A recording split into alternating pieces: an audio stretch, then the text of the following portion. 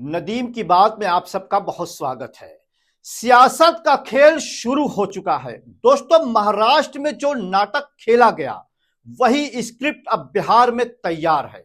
एकनाथ शिंदे को मोहरा बनाकर भाजपा ने कुर्सी हथियाई और अब नीतीश कुमार की बारी है। क्या नीतीश कुमार भी शिंदे बनने जा रहे हैं? जवाब है हां, क्योंकि भाजपा का इतिहास चीख चीख कर कह रहा है कि ये लोग वफादारी नहीं मौके तलाशते हैं।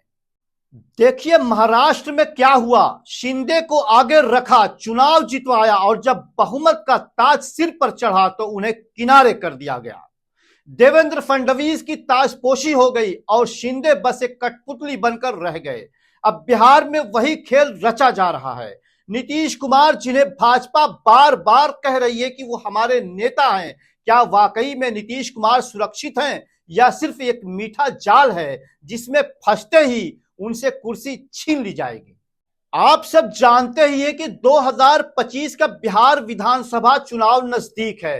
भाजपा नीतीश कुमार को ढाल बनाएगी, उनके चेहरे पर वोट लूटेगी, लेकिन सावधान, जैसे ही सीटें गिनी जाएंगी और एनडीए की बहुमत पक्का होगा, नीतीश कुमार का खेल वही खत्म। भाजपा का कोई अज्ञात योद्धा अचानक से सुर्खियों में आएगा और कहने लगेंगे कि नीतीश जी आप तो थक गए हैं, बस अब हम संभाल लेंगे और हमें संभालने दीजिए। ये कोई रणनीति नहीं, ये भारतीय जनता पार्टी का चक्रव्यूह है।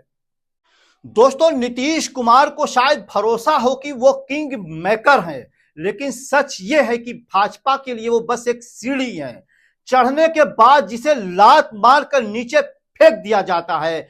बिहार की जनता को समझना होगा, ये गठबंधन सुविधा का नहीं, सत्ता का सौदा है।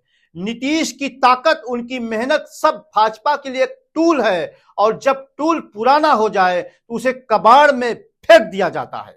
और दोस्तों, सबसे मजेदार बात यह है कि महाराष्ट्र में शिंदे की चुप्पी और बिहार में नीतीश की चालबाजी, दोनों का अंजाम एक होगा।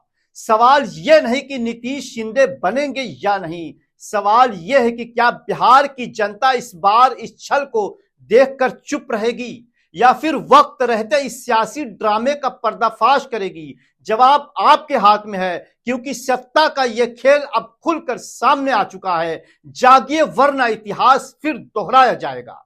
दोस्तों, इसमें भी गलती कहीं ना कहीं नीतीश कुमार की ही है, क्योंकि सत्ता के लोभ में कभी वो लालू प्रसाद यादव के दरवाजे तो कभी नरेंद्र मोदी के दरवाजे को खटखटाते हैं। क्या वो हमेशा सिर्फ मुख्यमंत्री ही बने रहते हैं? जो नीतीश कुमार कभी नैतिकता की बात किया करते थे, आखिर वो नैतिकता कहां है? कभी आप इस पाले में जाकर वोट लेकर इस पाले में चले आते हैं और कभी इस पाले से वोट लेकर इस पाले में चले जाते हैं। क्या यही है आपकी नैतिकता? अब ये वक्त आ गया है कि बिहार के लोगों को ये समझने की जरूरत है कि आखिर वो अपना नेता किसे चुनेंगे, सत्ता की कुंजी किसके हाथ में देंगे और बिहार का भविष्य आखिर कैसा होगा।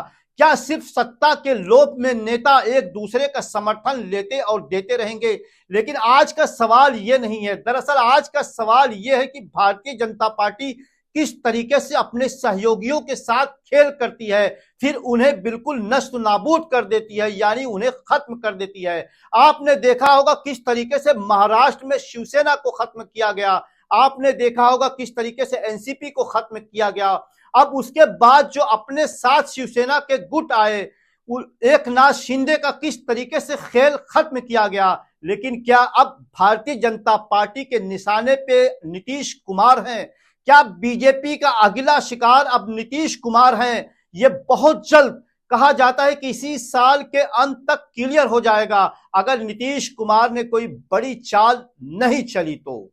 आपको ये मेरी वीडियो कैसी लगी कमेंट करके जरूर बताइएगा। और दोस्तों, अगर अभी तक आपने मेरे इस चैनल को सब्सक्राइब नहीं किया है, इस चैनल को अभी के अभी सब्सक्राइब कर लेता